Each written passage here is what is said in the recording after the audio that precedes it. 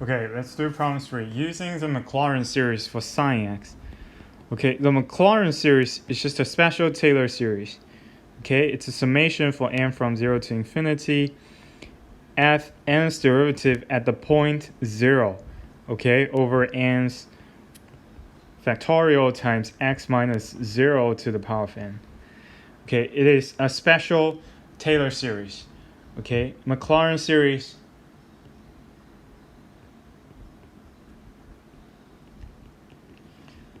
Okay, Maclaurin series is just Taylor series when a is 0. Okay, it's just Taylor series when a is 0. So the question already tells you after the simplification, the Maclaurin series for sine x is n from 1 to infinity, okay, negative 1 to the power of n times x to the power of 2n plus 1 over 2n plus 1 factorial. Okay, how do we get this from here? I think from 2b, you can have a better idea. So here we don't prove it. All right. So use this to derive the Maclaurin series for cosine x. Okay, so what is cosine x? Cosine is Maclaurin series.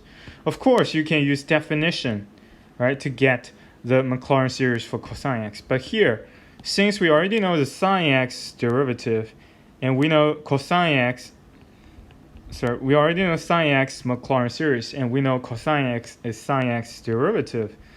So we can just simply differentiate. Okay, we can just differentiate the Maclaurin series of sine x. All right, we can just differentiate it. When we differentiate it, as we talked before in problem 1 and problem 2, these two symbols, they can be used interchangeably, right? You can swap them and it's still okay. Because you first sum it up and then differentiate it. It's same as you first differentiated it and then sum it up. Okay. So now I want to differentiate this by x. So when you differentiate this, you can see this is a constant, this is treated as a constant, right? So you can move those parts treated as a constant out of this differentiation. Okay, so when you do that, you just need to differentiate x to the power of 2n plus 1.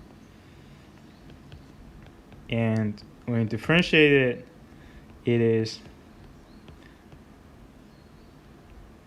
2n plus 1 factorial times, okay, 2n plus 1 times x to the power of 2n.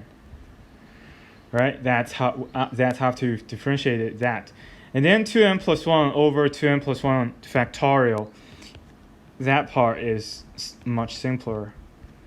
Okay, you can simplify it. So I have to remove 2n plus 1 both on the top and the bottom. I have just 2n on the bottom. Right? So it's 1 over 2n factorial times x to the power of 2n. Right? So this is the Maclaurin series for cosine x.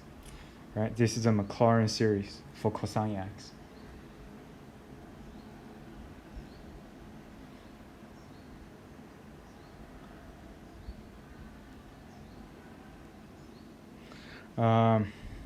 Yeah, I'm sorry, here's a typo.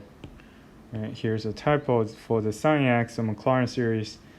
It's always from 0 to infinity. Okay, it's from 0 to infinity. Okay, so this is a Maclaurin series for cosine x.